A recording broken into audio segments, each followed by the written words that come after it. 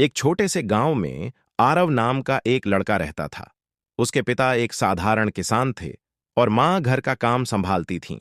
घर की हालत बहुत अच्छी नहीं थी, लेकिन आरव के माता पिता ने उसे हमेशा एक ही सीख दी थी।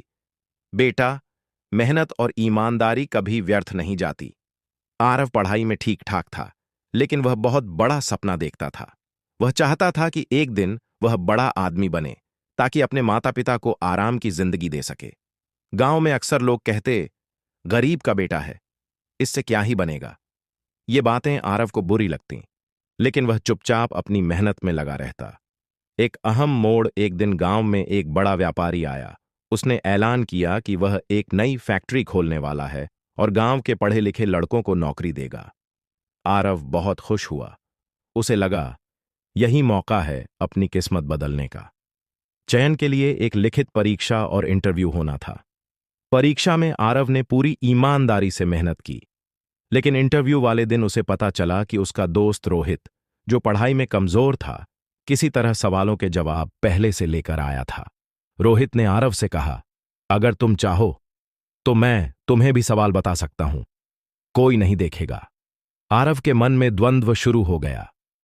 अगर वह सवाल ले ले तो नौकरी पक्की हो सकती है, अगर नहीं लिया तो शायद मौका हाथ से निकल जाए। उसके कानों में अपने पिता की आवाज गूंजने लगी, ईमानदारी सबसे बड़ी पूंजी है। आरव ने गहरी सांस ली और कहा, नहीं रोहित, मैं गलत रास्ता नहीं अपनाऊंगा।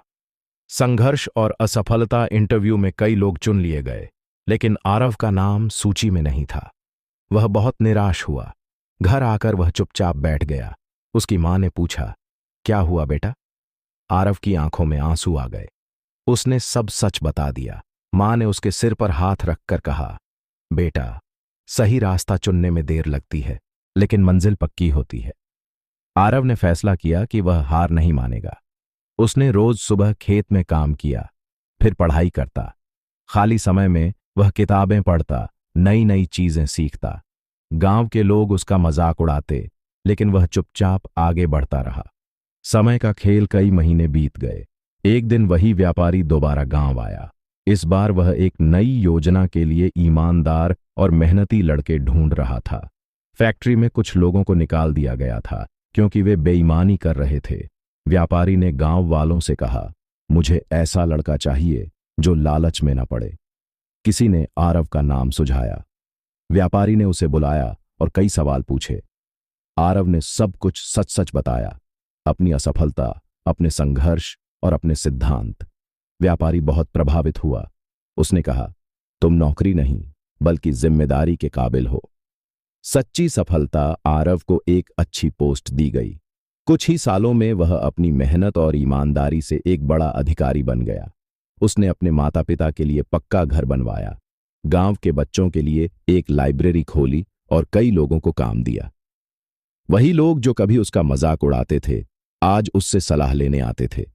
एक दिन किसी ने उससे पूछा, आरव, तुम्हारी सफलता का राज क्या है?